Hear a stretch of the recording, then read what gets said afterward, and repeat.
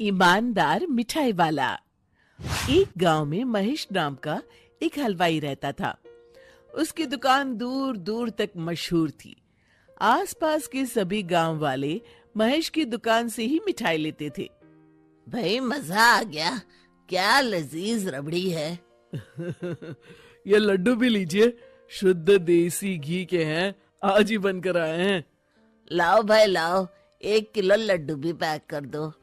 महेश का एक बेटा था रवि। रवि ने पढ़ाई छोड़ दी थी और वो दिन भर घर में ही बैठा रहता था। उठ बेटा रवि, आज मेरे साथ दुकान पर चल। मैं वहाँ क्या करूँगा पापा? अरे दुकानदारी सीख बेटा, आगे चलकर ये सब तुझे ही तो संभालना है। मुझे ये सब कुछ नहीं संभालना। मैं वीडियो गेम खेलूंगा, फिर दोस्तों के साथ बाहर जाऊंगा। हे भगवान, इसे थोड़ी अक्ल दे दो। ऐसे ही चलता रहा तो आगे न जाने इसका क्या होगा। महेश बड़बड़ाता हुआ दुकान चला जाता है। दुकान पर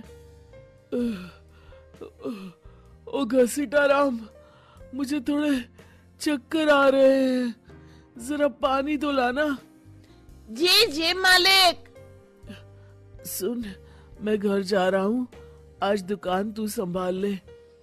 जैसा आप कहे मालिक। महेश बिस्तर पर लेटा है।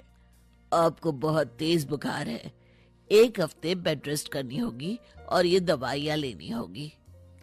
हाय राम, ये क्या हो गया आपको? मैं तो 1 हफ्ते में ठीक हो जाऊंगा, पर दुकान कौन संभालेगा? आप फिक्र ना कीजिए जी, मैं रवि को समझाकर दुकान भेज दूंगी। आप बस जल्दी से अच्छे हो जाइए जी। अगले दिन रवि दुकान पर पहुंचता है। आइए आइए मालिक, मैं आप ही का इंतजार कर रहा था। क्यों? ये मेरी दुकान है, मैं जब जी चाहे आऊं। तुम लोग सुबह से आकर काम पर लग जाया करो, समझे? जी जी जी मालिक, दरअसल लड्डू बनाने हैं तो घी लेने जाना है, 5,000 रुपए दे दीजिए। 5,000? तुम्हारा दिमाग तो ठीक है?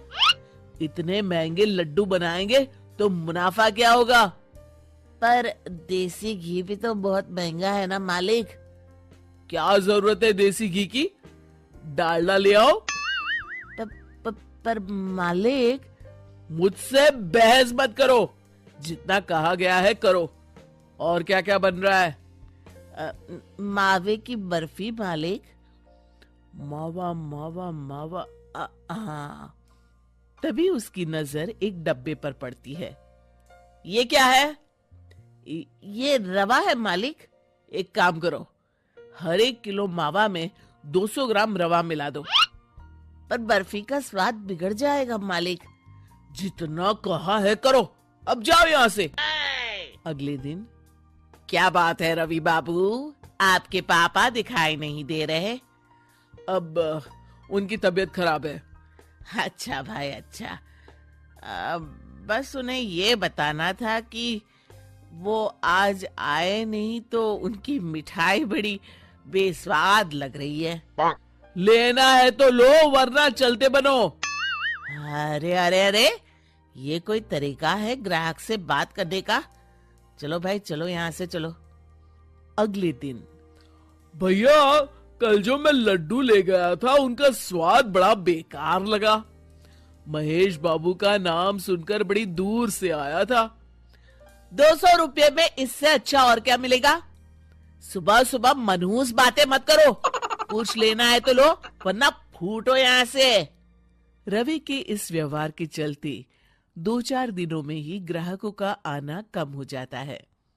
मैंने तो सोचा था कि कम पूंजी में ज्यादा मुनाफा होगा, पर यहाँ तो घाटा हो रहा है। आखिर चक्कर क्या है? लगता है ये दुकानदारी मेरे बस की नहीं। महेश ठीक होकर दुकान लौटता है तो घसीटाराम उसे सब कुछ बताता है। हे भगवान, इसने तो मेरी सालों की मेहनत पर पानी फेर दिया। अब क्या करेंगे मालिक? कुछ नहीं, सबसे पहले तुम पहले की तरह शुद्ध और अच्छी मिठाइयाँ बनाओ और मुझे गांव के उन सब लोगों के नाम बताओ जिनसे रवि ने बदतमीजी की। रवि, कल सुबह दुकान पर आ जाना, बहुत जरूरी काम है।